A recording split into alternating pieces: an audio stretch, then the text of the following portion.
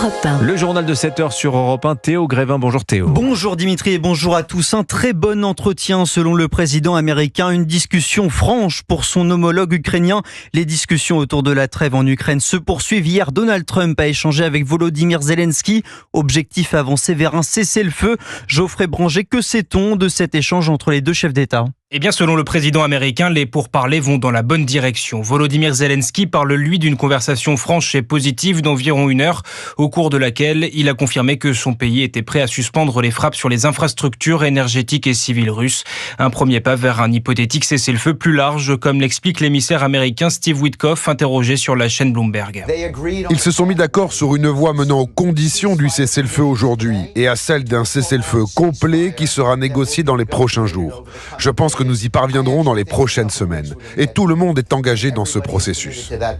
Au-delà de ces négociations pour un cessez-le-feu qui vont se poursuivre la semaine prochaine en Arabie Saoudite, d'autres sujets ont été mis sur la table.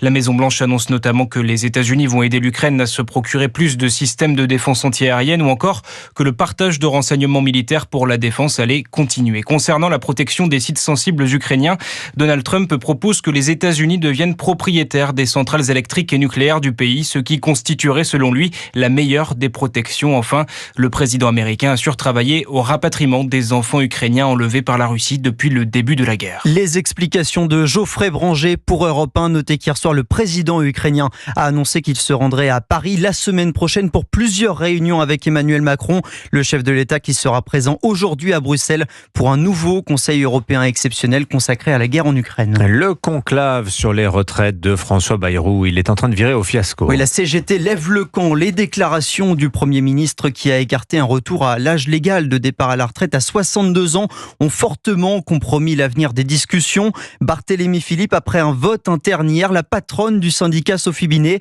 a officialisé cette décision. Oui, Sophie Binet a été on ne peut plus claire. Fini les négociations, fini le conclave, retour à la rue. La numéro 1 de la CGT espère à nouveau mobiliser les salariés pour l'abrogation de la réforme de 2023, comme elle l'a expliqué hier soir sur France 2. La CGT a décidé de quitter ses concertations et d'appeler les salariés à se mobiliser. Le Premier ministre et le patronat ont enterré ce conclave. Le Premier ministre s'était engagé à ce que ces discussions soient sans tabou. Il nous a dit qu'il y avait un tabou, les 62 ans. Or, c'est la question centrale. Après le départ de la CGT, de l'UDP et de Force ouvrière, seules 5 organisations restent en piste. Côté syndical, la CFDT qui veut s'affranchir du cadrage gouvernemental et propose un conclave bis réintégrant le débat sur l'âge légal, ainsi que la CFTC et la CFE-CGC.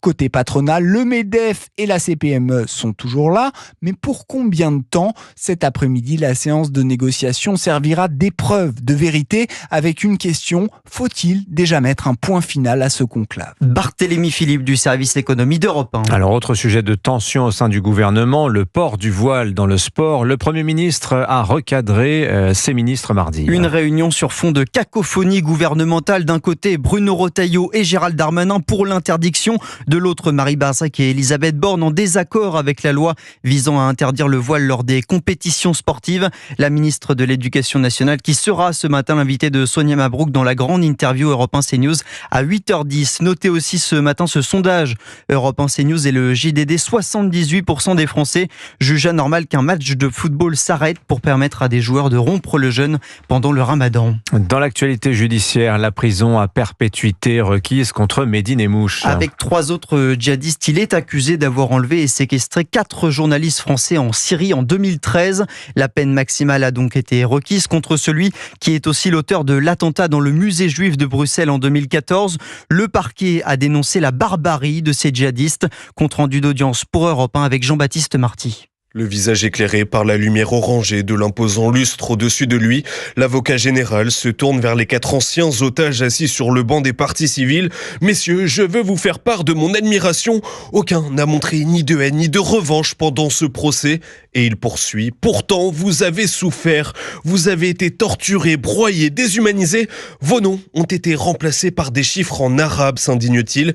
Puis il dévie son regard vers le box des accusés, le ton plus sévère. Il fixe Mehdi Nemmouche droit dans les yeux et décrit un des djihadistes les plus pervers et cruels de ces 10 dernières années. C'est un sociopathe dénué de toute empathie. Puis il s'adresse au président. Vous devrez prononcer une peine qui protège définitivement notre société.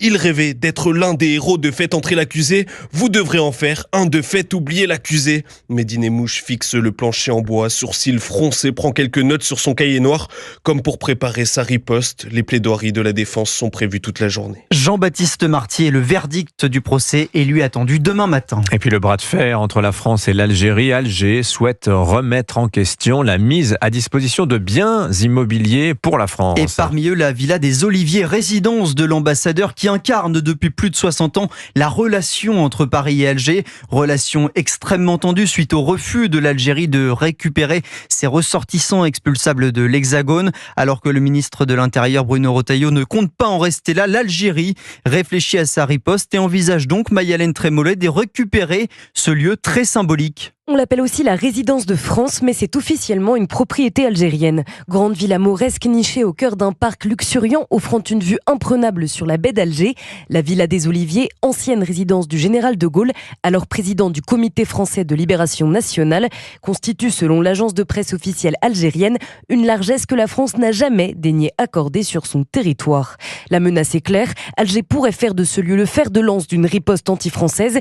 Xavier Driancourt, ancien ambassadeur en Algérie. C'est un endroit extrêmement symbolique. C'était le siège de la France libre. Ce serait une escalade parmi d'autres. Alger cherche à ouvrir plusieurs fronts immobiliers, migratoires, économiques. C'est une stratégie qui est bien pensée du côté algérien. Si à Beauvau on anticipe d'ores et déjà une telle offensive, le Quai d'Orsay préfère tempérer. C'est un dossier symbolique, mais ce n'est pas celui qui va le plus affecter notre pays, balait un conseiller.